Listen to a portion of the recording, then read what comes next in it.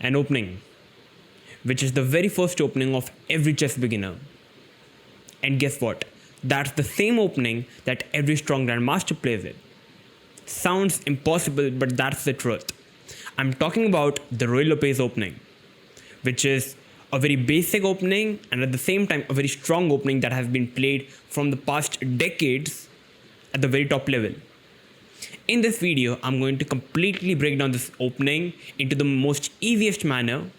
I'm going to give you a complete overview of how this opening works, what are the ideas with the white pieces, with the black pieces, and by the end of the video, you're going to have a complete overview of this particular opening and you can finally start playing this opening in your games. So that's it. Let's begin. So white starts with 1 e4, controlling the center, black does the same, and now white develops the knight, attacking the pawn on e5. At the same time, white's idea is to strike in the center with the d4 pawn and open up the bishop. Black develops the knight, protecting the pawn on e5 and also stopping white's d4. And now white develops the bishop to b5. And this is known as the Ruy Lopez opening. Developing the bishop, simply attacking the knight on c6, and white can simply castle up with a very fine position, following the basic fundamentals of chess, controlling the center and developing the minor pieces. After bishop b5, now there are two major options for black to continue the position, which is knight to f6 and a6. First, talking about the most solid setup to play with the black pieces, which is knight to f6, also known as the Berlin defense. Simply developing the minor piece, attacking the pawn on e4. Here, white simply castles up, following the basics, and if black captures the pawn on e4, which is the main move in the position, white simply strikes in the center with d4. You can also play the move rook e1, but d4 basically strikes in the center, opening up the bishop. Black's king is still in the center, so opening up the center makes a lot of sense. Black plays the move knight to d6, which is once again the main idea to continue the position. If black tries to chop off the pawn on d4 with the pawn, white can simply play rook e1, and there are some huge attacks on the knight on e4. Capture the pawn on d4, play the move f3 as the knight is pinned on e4. So going back, black plays knight d6, which is the main move. White can simply take the knight on c6, dc6, and now capturing the pawn on e5 with the pawn. The knight move, we can trade off the queen. And now this is known as the Berlin Endgame. So basically what's happening, black is having the bishop pair advantage. King can no longer castle up because the king has already moved. Black is having a bit weak pawn structure on the queen side. So basically this helps white to gain 4 versus 3 on the king side.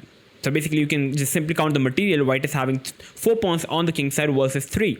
So there is a possibility of white in the endgame to push up these pawns, try to create a pass pawn. And white's king is also much safer. So that's the reason in the very top level games, white always had a very good score in this particular variation. You just need to push the pawns. You can play the move a check, putting the rook on an open file, play h3 and try to expand on the king side, and that's how you can play with the white pieces. But definitely at the lower level or at the club level, anything can happen. So that's the main line of the Berlin defense. Now talking about the move a6, which is the main move. And now after a6, now the bishop is generally having two options to either go back with the bishop to a4, which is the main move, or to capture the knight on c6. Going back with bishop c4, bishop d3, bishop e2, bishop f1 doesn't really make any sense because you're kind of wasting a move, because basically you simply give an extra move to black, which doesn't make any sense for white. So bishop a4 is the main move, but first talking about bishop cross c6. After d cross c6, it looks like, okay, let's capture the pawn on e5. Yeah, because now white is a pawn up. But the drawback of this particular move here is black can simply play the move queen to d4, which is a simple idea. We attack the knight and also the pawn. And once the knight goes back, I can simply recapture the pawn. I can simply trade off the queens. And now we have this position where we can say black is simply better. Why? Definitely black's pawn structure is a bit weak, but not like that's no problem. And at the same time, white's king is much weaker. Black is having the bishop pair advantage. If you are a club level player, you already understand what do I mean by bishop pair advantage. But if you are a beginner, I must tell you, bishop pair advantage is something which is generally good. And white is only having the one bishop, which is not a good thing for white. So that's the main reason bishop cross c6 is not a move which is played at the very top level. Every time white plays bishop to a4, and that's the best move. After bishop a4, now black simply develops the knight, White simply castles up, and now once again black is having couple of options in the position. The main move is to play the move b5. Black can also go for capturing the pawn with the knight, which is a free pawn, and now black can also develop the bishop. So first starting with the most tempting and the most beginner friendly option, which is knight cross e4, simply capturing the pawn. After black captures the pawn on e4, now white can play the move rook e1. White can also play d4 with the same idea, as you can see, trying to open up the position, trying to open up the center, because black's king is still in the center. But rook e1 is also absolutely fine move. We are attacking the knight and the pawn. The knight have to go back, attacking the bishop. We can simply chop off the knight so that we can capture the pawn on e5. And now our threat is pretty simple. We want to capture the pawn on c6 because it would be a discovered check, and we can simply capture the queen. And now this is a very fun position to play with the white pieces. White can simply strike in the center with d4, c4, knight goes to c3, the knight can go back, white can develop the bishop to f4 or e3, and that's how white continues the position. On the other hand, black is having the bishop pair advantage. So overall, this is a position which is very rich. Anything can happen, but most likely at the top level still anything can happen, but most likely it ends in a draw. So in this position, let's talk about bishop to e7. Simply developing the bishop. Makes sense. White simply develops the rook, protecting the pawn on e4. Black plays b5. The bishop goes back and now simply castle up. And now we have the move c3. Now, so after c3, black plays the move d6. Now, first of all, there are two options, but after c3, I need to tell you what's happening in this position, what's the idea of white in such a position. So after c3, white is having a very simple idea in the position. White wants to strike in the center with d4. If black captures it back, white would love to capture it back with the c-pawn.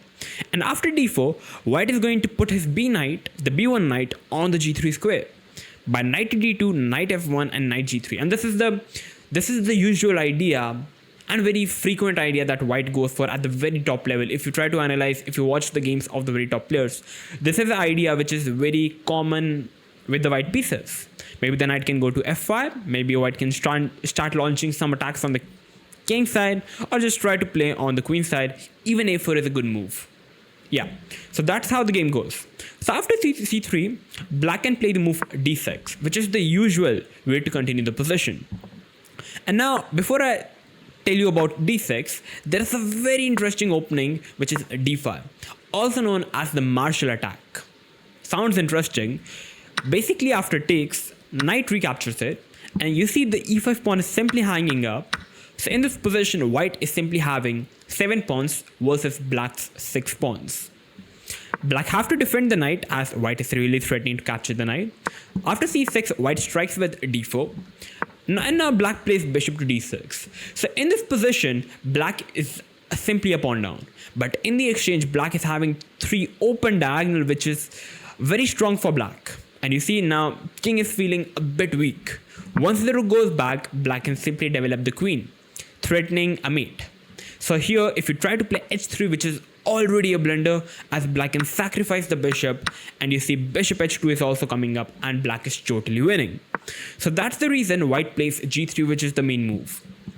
Queen h3, and now there are ideas with bishop g4, and believe me, you need to check out some games, you need to try to explore this opening, but definitely if you're an aggressive player, if you like to play aggressively, this is a must opening that you must check it out with the black pieces. It's very fun to play. So that's exactly what happens with d5, the martial attack. The main move is d6, which is highest and the most frequent at the very top level. And now white plays h3, just taking away the g4 square from the bishop. And after h3, now black is having majorly 2 options. Now black can go with knight to b8 or with knight to a5. After knight to b8, now black's idea is to develop the knight to d7. Bishop goes to b7, and with the help of knight to d7, the pawn on e5 is well protected. So after bishop to b7, black can already strike with d5, opening up the center. That's the idea, that's the usual idea for black with the move knight to b8. Black also plays the move knight to a5, attacking the bishop. The bishop have to go back because white would love to preserve the bishop, and now black pushes the pawn on the c5, expanding a bit more space on the queen side. And you see the c7 pawn is generally bad, so now black is finally going to pull the knight back because the pawn on c5 is on a very good square. And now black can start rolling up the pawns on the queen side, grabbing more space. Who knows, maybe at the right time black can also strike in the center with d5. It's a very rich position. It looks like for many beginners that it's much easier to play with the black pieces, but believe me, white is also very happy. White is having his own cards like a4, d4, striking in the center with the same idea of knight d2, knight f1, knight g3, and it's a very fun position to play, played at the very highest level by all the players. So that's what's happened after bishop e7. Now talking about the main move, which is b5. It's the main move. The bishop goes back and now bishop to b7. Now if black tries to play bishop e7, we can simply transpose the position with rook e1, castle up, c3, d6, h3, and you see once again we have a simply like the same position. So we have the move bishop to b7. And so now what's the difference? So after bishop b7, you see now the bishop is on b7, which puts a bit more extra pressure on the pawn on e4. So after bishop b7, white can continue with d3. White can also play the move rook e1, which is absolutely fine, but I'm just trying to show you many different ideas with the white pieces. Bishop goes to e7, we can finally develop the rook. Black can castle up, and now the knight goes to d2. And you see, it's a position where the bishop is pretty happy on b3. So black wants to somehow get rid of the bishop. Black wants to play the move knight to a5, somehow capture this bishop. But if black goes for knight a5, you see black is simply losing the pawn on e5. So that's the reason black plays the move d6. The moment black plays d6 to protect the pawn on e5, black's idea is to play the move knight a5. And you must remember that's the critical moment that you must play the move c3, making a square for the bishop to go back whenever black is having the move knight to a5. And after knight a5, bishop goes to c2, c5. You see we sort of have a same position once again. White's idea still remains the same. Knight goes to f1. White can play the move a4, try to undermine black's queenside pawn structure with the move knight g3, knight f5. Believe me, it's very fun to play with the white pieces, also at the same time with the black pieces. You just need to have a much better experience compared to your opponent. You can get it by watching the games of every top player, and you can eventually know how to play this opening perfectly. The more games you play, the more games you watch, you will have a much better understanding, and that is going to help you to master this particular opening, the Ruy Lopez opening. A very fun opening, beginner friendly opening, follows every fundamental of chess. As you can see, both the sides have developed their pieces, and yeah, this opening is universal opening. You can play this opening at the very highest level against Magnus Carlsen. So that's a complete overview about the Ruy Lopez opening. I hope you guys have enjoyed this complete overview tutorial of the Ruy Lopez opening. If you enjoyed it, if you learned something new, make sure to like, share, and smash that subscribe button. I'm going to see you in the next coming videos. Thank you for watching, and bye bye.